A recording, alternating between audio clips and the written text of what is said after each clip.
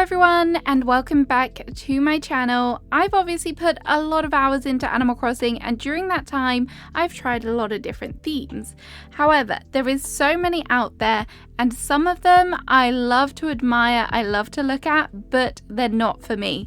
So today I'm going to explore some beautiful islands and go over why that theme might not be right for me, and this might help inspire you for when you're looking at your next island theme. Don't forget to like and also subscribe. There's also a bunch of creators in today's video, so please go and show them some support as well. I'll put their links in the description below. But let's get into this. So first up is a Japanese themed island. Animal Crossing has so many great furniture items that work wonderfully if you're decorating this kind of island, and there are some great themed villages as well.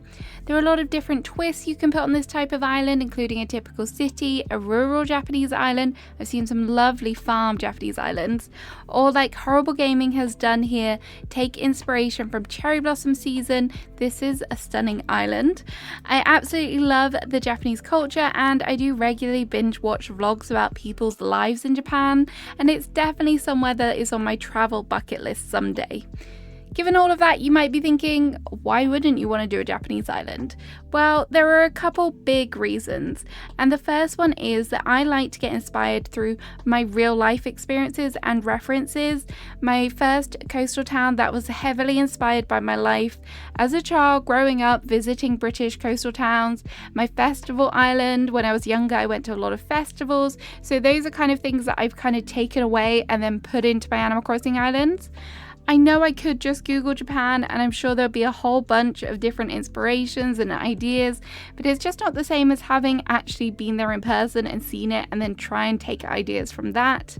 I just feel like I would end up struggling to find builds that would fit the theme, and I wouldn't want it to be a bad representation. I would want it to be as kind of authentic as it possibly can in the game. So for that reason, that's one of the big reasons that I'm kind of put off it.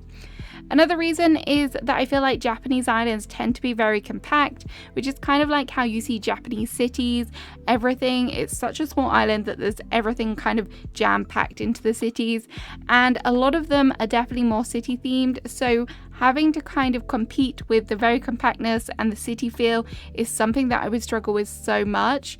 City islands take a lot of work, and I'm much more kind of a go with the flow kind of person. I don't like to plan too much.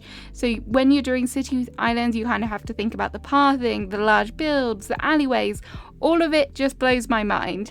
I honestly praise Nora so much for making these wonderful islands look so stunning. She makes it look so effortless and just wonderful.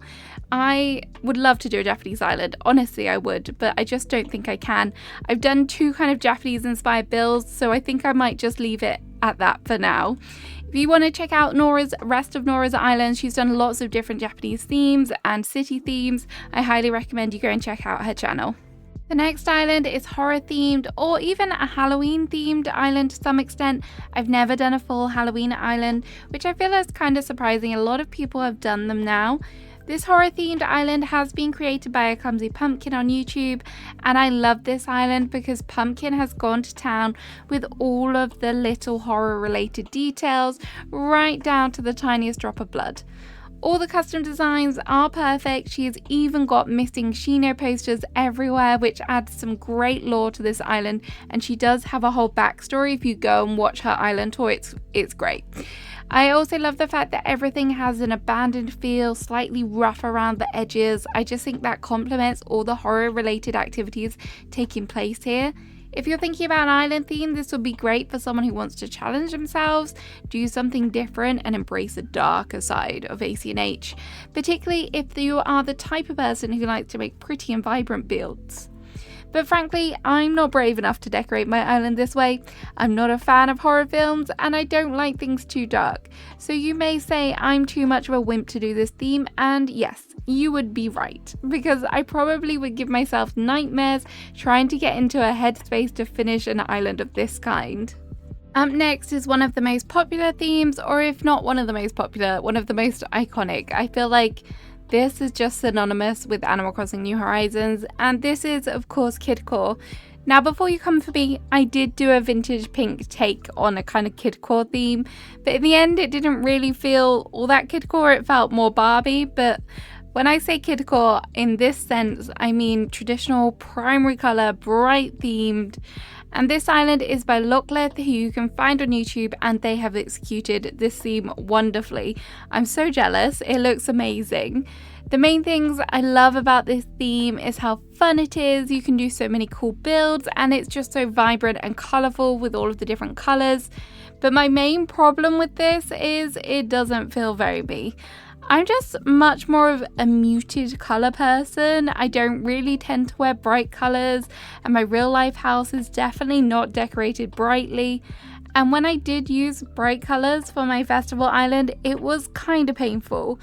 I used pink and orange here and there, and there were some like rainbow coloured different patterns and stuff, and it was just hard for me to kind of make them look good together. In the end it did come out okay, but it was a struggle. And I just think all the bright colours in this, having 3 different main colours, would be so overwhelming for me for when it comes to decorating. I realise that I probably sound like a very boring person. I sound like I hate colour right now. Honestly, I don't hate colour. But again, I do commend people that can decorate with all of these bright colours and still make it look cohesive and beautiful and wonderful, because there are so many amazing kidcore islands out there, and I really do bow down to them. I just think if I was to do kidcore again, it would definitely be more of like a pastel or muted, or just something a little bit less vibrant. The next theme is Elegant Core. I tried this theme all the way back in 2021, and in fact this is the only theme I've ever actually really abandoned. I had this whole idea for making a botanical inspired elegant city island, and it was just a little bit of a struggle, too much of a struggle, so much so that I had to give it up. But this Elegant Island by Bluebell Dew on Twitter is really what I wanted from that island. It feels so sophisticated, it has so many wonderful garden areas. It's just so stunning, and it really feels like such a tranquil island. It was a lot of fun to kind of walk around and explore. I also love the contrast with the natural areas and all of the terraforming. It works beautifully, just so gorgeous. So what puts me off trying this theme again? Well, I think it's the symmetry for one. Elegant Core calls for a lot of symmetrical builds, which are notoriously hard to do, so hard to do. You have to be really precise with your placement of items, and that can be really tricky. It also calls for lots of luscious big garden builds, so again you need to be really planning those out and figuring out how they're going to work, and then kind of integrating them in with the rest of your elements of your island can be really hard. And you also want to think about perspective, like views, making sure that you get them in an area where they can be fully admired. That is also hard to do. So for those reasons, this is another theme that for now I will definitely be admiring from afar. But if you had to say to me, pick one of the themes out of this list that you would actually consider doing, I think Elegant Core would probably be the one. Next up is Fairy Core, and Fairy Core is such a gorgeous theme. This one by AMU Plays on YouTube is literally everything that I think of when I think of Fairy Core. There is so many little details here, which is so amazing. There is lots of intricate terraforming, which is something that I think Fairy Core really does really well. There's like little walkways, sunken areas, waterfalls, it's got it all. But there's like details like the mushrooms are a must, all of the custom designs on the floor. I feel like Fairy Core, it's always got that magical kind of cluttered look to it. Every square is fully decorated, which is wonderful, and then it's got all of those whimsical elements like little gnomes, mushrooms, lots of flowers, lots of vines, and all of those good stuff. You know what I'm talking about. When you look at Fairy Core Island, you know. And the pastel colors always work really nice here, but there is a lot of bright colors as well, which is so nice. With this theme, I think you do get to use some of the items that I don't normally use, so things like the star fragments, everything that glows. Setting it at night is like the best kind of time for this island theme because it just looks so wonderful. And I definitely do think that I use some of the design features from Fairycore in some of my islands, like the clutteredness, all of the flowers, like the overgrown feel. Sometimes I will add them in, and of course the intricate terraforming. Occasionally I will delve into that as well. But doing a whole kind of fairy island probably isn't for me, just because I've never really been a fae person. I feel like there are lots of people that do it really well, like they love all of that fae kind of lore and stuff, but I'm just not that kind of person. And I love to look at them and I love to see them, but I feel like I don't align myself with that kind of world. So I feel like I would be a fake fae person if I tried to undertake it. But it is such a gorgeous theme and people do it so well, so well, and it's wonderful to explore, especially at nighttime, because you don't see a lot of islands set at nighttime, so this is even better. And finally, we have City Core. This example of a City Core island is by Cherry Blossom, and it is so beautiful. It's wintry and really well organized, set out. It can flow really nicely. There's even like a little natural area, but there are great builds here. City Core is definitely a hard theme to conquer, and boy does it take a very long time to master. You have to literally plan out every little square to get those paths right, to execute those big builds, to kind of lay out everything really neatly, because you have the houses to consider, the shops, the paths. There's just so much you have to think about when it comes to City Core Islands, and making it feel like a city is also hard as well, because you want to get that kind of gritty edge to make it really feel like a true city, maybe like the rougher side of the city as well, which I do love as well.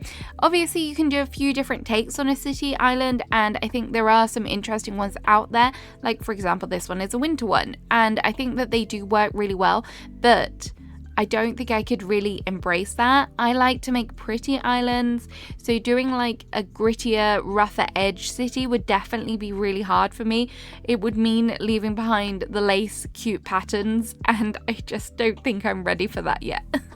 So there is that side to it, as well as the kind of whole organization, the planning side of it, which just scares me so much.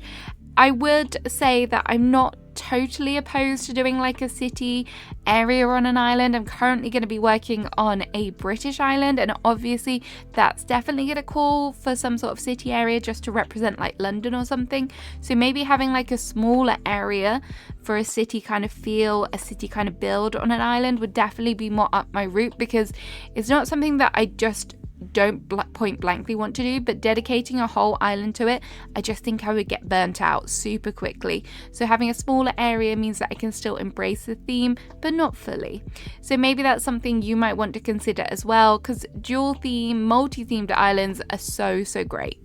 So there we have it. Those are the island themes that I'm gonna stay clear of. For now, at least. Who knows what will happen in the future, but these are the ones that kind of scare me the most and worry me about when it comes to decorating and building.